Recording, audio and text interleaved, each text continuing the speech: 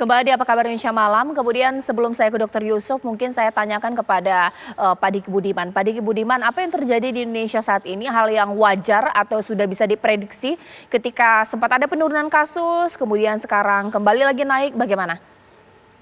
Ya, memang kita kan tidak bisa ya lepas dari situasi global. Ini yang selalu saya sampaikan, dan ini kan pandemi ini kan masalah global, masalah bersama, sehingga apa yang terjadi di, katakanlah ini kan asal muasal BA4, BA5 tadi sampaikan Dr. Pandu, di Afrika Selatan, sekarang menjadi masalah di Eropa misalnya, itu tidak bisa tidak ya akan berpengaruh pada kita. Nah, artinya apa yang kita lakukan, sekali lagi memang harus terus mengacu pada situasi yang masih pandemi ini. Jadi yang namanya pelonggaran-pelonggaran, yang namanya aktivitas-aktivitas harus mengkonsiderasi ya situasi yang masih pandemi gitu. Jadi tidak boleh kebablasan, apalagi bicara upaya untuk menambah proteksi. Sepakat sekali namanya 3 dosis itu harus dikejar sekali. Apa yang terjadi di Afrika Selatan ya dengan 97% imunitas yang sudah terbentuk, dia tetap terjadi gelombang kelima kan. Tapi yang membuat kita juga agak sama dan cukup beruntung adalah selain situasi yang hampir mirip, kita populasinya muda, jauh seperti berbeda dengan misalnya Portugal yang walaupun cakupan vaksinasi baik 2 dosis, 3 dosisnya jauh lebih baik, tapi kematiannya tinggi. Kematian tinggi daripada Afrika Selatan. Tapi kita kan tetap ada kelompok di masyarakat kita ini yang rawan, ya dalam artian populasi lansia ataupun komorbid yang dosis 3 ini masih harus dikejar.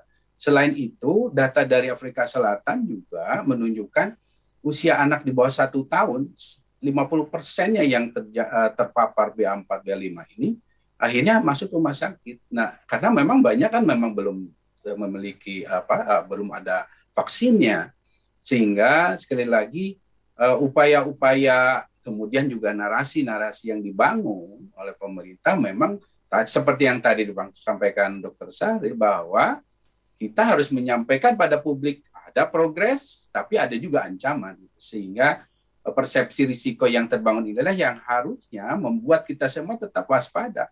Masker meskipun tidak diwajibkan, ya individu ini harus tahu kapan, di mana, dengan siapa dia tetap harus pakai masker atau bisa buka masker. Itu yang harus dibangun perilaku-perilaku ini. Oke, baik. Kalau Dokter Yusuf sendiri, bagaimana kita melihat ya bahwa kalau masalah prokes ini kan memang agak sulit ya, karena adanya pelonggaran, masyarakat jadi kayak wajar lah bahwa aktivitas kita juga ya lebih santai lah dibandingkan sebelumnya. Ya memang masalahnya adalah maskernya ini kurang tertib, makanya bagaimana? Iya, kemarin saya kebetulan baru pulang dari Bali mengawal putri-putri dari Miss Global. Saya ketua panitia pengawal protokol kesehatannya. Yang menarik adalah di sana itu protokol kesehatan kitanya nih rajin pakai masker ya, tapi beberapa orang bule di sana sudah lepas masker. Nah itu yang saya lihatin, itu merupakan ancaman ya. Dan kasus yang kemarin kejadian 4 orang itu, mungkin kita boleh bacain ya, itu variannya adalah 4 orang yang berusia dari 27, 45, 57, dan 34, itu adanya di Bali. Dan yang menarik adalah yang bergejala itu yang lansia. Dan varian virusnya itu, kalau di luar negeri kan B4 yang lebih banyak, 60%. BA5 itu hanya 18%. Nah di Indonesia proporsinya lebih banyak BA5. Bahaya nggak kalau gitu? Bahayanya sih dia memang bergejala ringan. Tetapi pada kasus ini, yang lansia ini kan mulai bergejala, tenggorokannya sakit dan lain-lain, padahal sudah divaksin 3 kali. Gitu. Jadi artinya protokol menggunakan masker dan menggunakan hand sanitizer di saat kita keluar tetap menjadi kewajiban, dan itu tidak bisa ditawar-menawar kalau kita tidak mau tertular. Baik, sekarang saya akan minta pendapat masyarakat ini seperti apa ya, untuk bertanya kepada masyarakat. Apa tanggapan masyarakat terkait peningkatan kasus yang terjadi di Surabaya? Sudah ada Jordi yang siap mengabarkan dari sana. Goldi. Baik Caca, baik Caca dan pemirsa, kali ini kami berada di salah satu coffee shop di Surabaya dan kami akan melihat bagaimana respon dari masyarakat tentang adanya kasus baru yang ada di Indonesia dan juga kenaikan di beberapa provinsi di Indonesia, salah satunya di Provinsi Jawa Timur.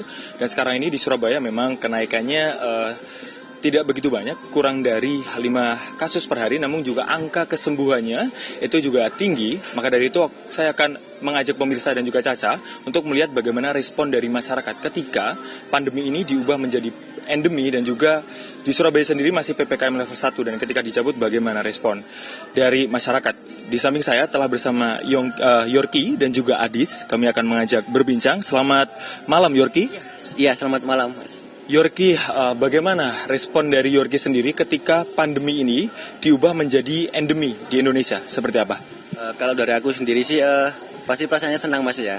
Soalnya berarti aktivitas masyarakat bisa normal kembali kayak dulu lagi kan. Soalnya kan waktu pandemi kan banyak ekonomi masyarakat yang tertunda gitu. Dari saya sih senang sih Mas. Gitu. Iya. Kan ini Surabaya masih PPKM level 1. Ketika itu dicabut gimana? Ada kekhawatirankah dengan adanya kasus baru ini? Kalau dari aku sih seneng juga sih Mas. Udah pindah ke PPKM level 1. Soalnya kan ya itu tadi, roda ekonomi udah mulai berjalan, bisnis-bisnis udah mulai aktif kembali, jadi bisa ngumpul-ngumpul lagi. Jadi meskipun gitu tetap harus bisa mematuhi protokol kesehatan aja sih Mas gitu. Menggunakan masker di dalam ruangan seperti itu ya? Oke. Harapannya sendiri Yorki, dengan adanya pandemi mau diubah menjadi endemi ini gimana? Gimana? Harapannya? Oh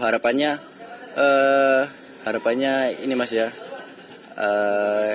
Ya semoga kasusnya bisa turun lagi, terus tidak ada kasus pandemi lagi gitu Mas ke depannya ya, biar semakin stabil gitu ekonominya juga gitu. Baik, terima kasih Yorki. Nah, kami akan ajak pemirsa untuk berbincang dengan salah satu warga juga, dengan Adis di sini. Kalau Adis gimana pandangannya? Kalau memang Indonesia ini dari pandemi diubah menjadi endemi, itu seperti apa? Saya sih setuju sama apa yang dikatakan sama Mas Yorki, karena juga mungkin angka munculnya kasus COVID kan juga udah turun, udah mulai rendah. Jadi aktivitas bisa kembali seperti semula. Para pebisnis pun juga bisa memulai bisnisnya yang baru. Kalau PPKM dicabut itu gimana? Setuju-setuju aja atau gimana? Sebenarnya setuju-setuju aja. Apalagi kan sekarang kan masyarakat kan udah bisa mulai mengikuti protokol kesehatan, udah bisa menggunakan masker, udah bisa juga membawa protokol kesehatan yang lainnya juga sih. Oke, terima kasih banyak ya Yorki dan Adis ya. Itu tadi Caca dan pemirsa respon dari masyarakat tentang nantinya kalau Indonesia diubah dari pandemi menjadi endemi. Di Surabaya sendiri pergerakan untuk beberapa kegiatan di luar ruangan dengan massa banyak memang sudah dilakukan, seperti pada hari jadi kota Surabaya yang ke-729 sudah diadakan beberapa kegiatan seperti parade bunga dan juga ada festival Rujak Ulek dengan jumlah massa yang cukup banyak. Sementara itu, Caca, yang dapat kami kabarkan dari Surabaya, kembali ke Anda di studio. Baik, terima kasih Goldi Gumilang mengabarkan langsung dari Surabaya. Dan pemirsa, itu yang kemudian nanti akan saya tanyakan kepada Dr. Syahril di sini, bahwa kalaulah masyarakat banyak yang menginginkan Dr. Syahril untuk ya jangan adalah pengetatan kebijakan lagi, tapi ada pelonggaran aktivitas. Sudah layak tidak ya sesaat lagi di Apa Kabar Indonesia Malam?